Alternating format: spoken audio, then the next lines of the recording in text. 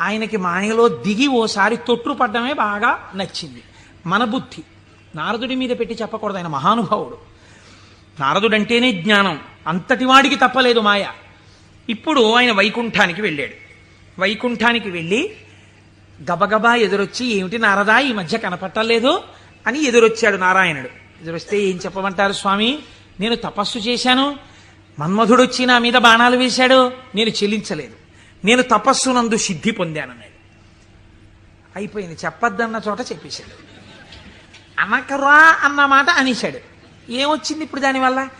నేను వెంకటాచలంలో దర్శనం 3 మాటలు చేశానండి, ఈ లైన్లోంచి వెళ్తున్నప్పుడు బయటకు వచ్చేసే లైన్లోంచి లోపలికి పంపించే లైన్లోకి దూరిపోయి 2 మాటలు దర్శనం చేసుకున్నాను అన్నారనుకోండి. అది పాపమా పుణ్యమా మీరు ఆలోచించండి. ఈశ్వరుణ్ణి దొంగచాటుగా మీకు